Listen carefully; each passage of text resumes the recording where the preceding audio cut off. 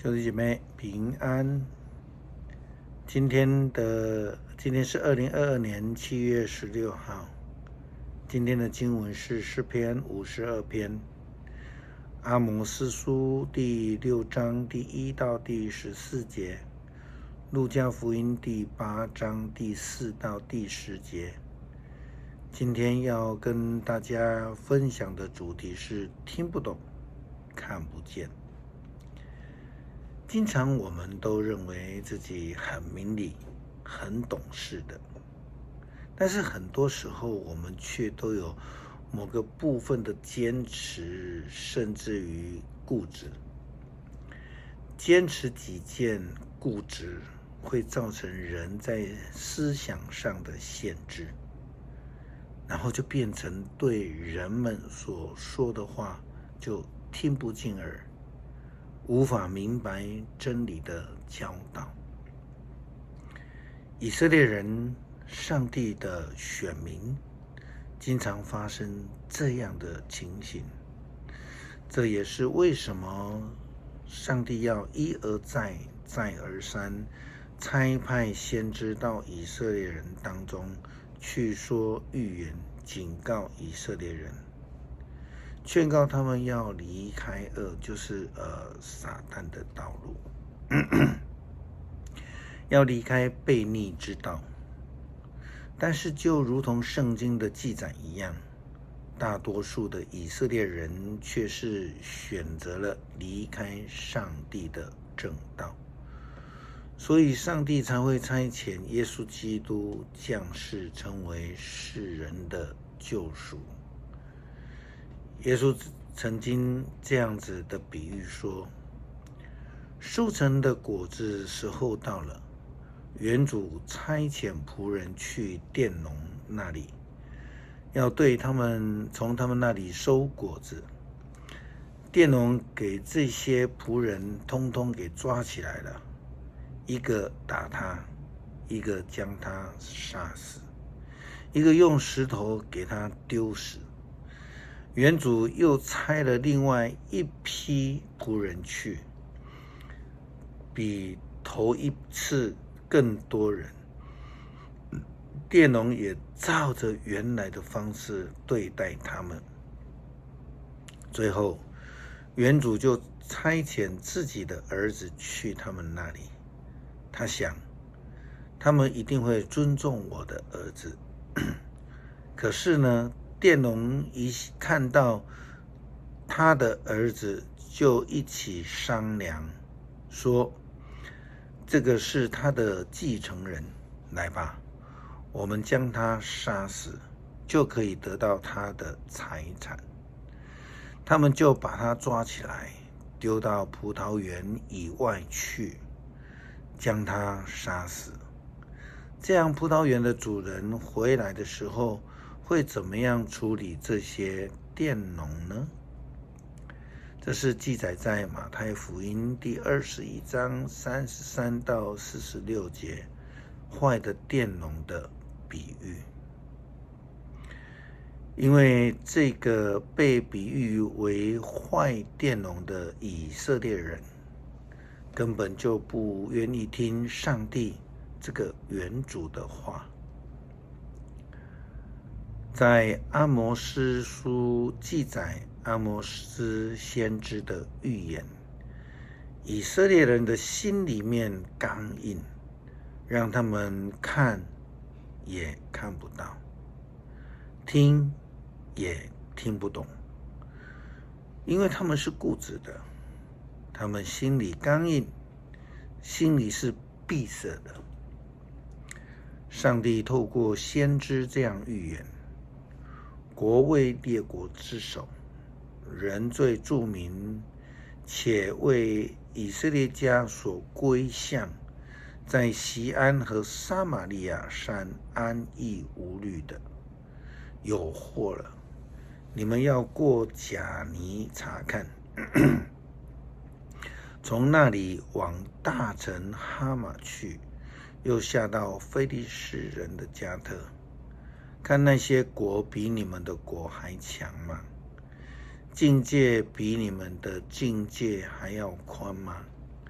你们以降祸的日子还远，坐在位子上进行强暴。你们躺卧在象牙床上，书生在榻上，吃群中的羊羔，棚里的牛犊，弹琴鼓瑟，唱消闲的歌曲，为自己制造器乐，如同大卫所造的，以大碗喝酒，用上等的油抹身，却不为约瑟的苦难担忧。所以这些人必在被掳的人中首先被掳，书生的人荒宴之乐必消灭了。以色列人偏离真道，上帝就预言他们会被降灾，会经历审判而失去自由。对这些耳不聪眼不明的以色列人选民们，都将要被攻灭。圣经说，看啊，耶和华出令，大房就被攻破，小屋就被打裂。为什么呢？上帝不是爱世人吗？不是保守以色列吗？当然是的。但是对于这些耳不聪眼不明的人们，即便是在牧羊人的羊群里，既听不到牧羊人的声音，又看不见牧羊人所带来的方向，总是难免会跌入坑洞，掉下悬崖。上帝又说，马岂能在岩石上奔跑？人岂能在那里用牛耕种呢？你们使公平变为苦胆，使公义的果子变为阴沉。你们喜爱虚浮的事，自夸说，我们不是凭自己的力量取的脚吗？耶和华万军的上帝说，以色列家，我必兴起一国攻击你们，他们必欺压你们，从哈马口直到亚拉巴的河。昨天我们谈到了关于俄乌战争的事情。乌克兰因为拥有了卫星以及无人侦察机的设备，让他们不但在战场上面能够看得到，更是能够看得非常清楚。这些设施就如同战争指挥所的另外一只眼睛，因为这些设备让他们可以看得更远，看得更清楚，看得更精确。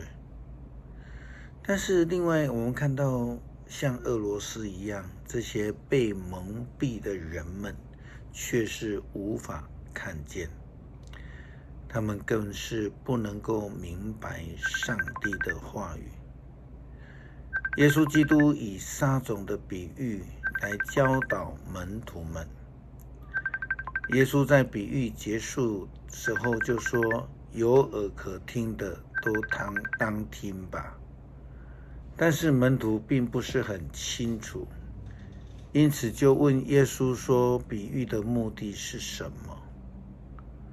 耶稣基督解释比喻的意思，就说有关上帝国奥秘的知识已经给了你们，至于对其他的人，就用比喻使他们视而不见，听而不明。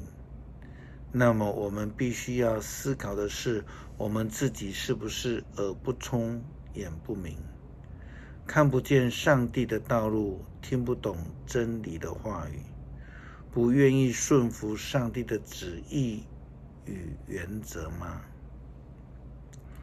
诗篇52篇，勇士嘛，你为何以作恶自夸？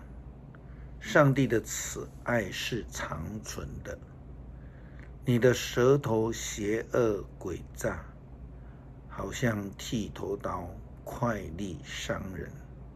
你爱恶胜似爱善，又爱说谎，不爱说公义。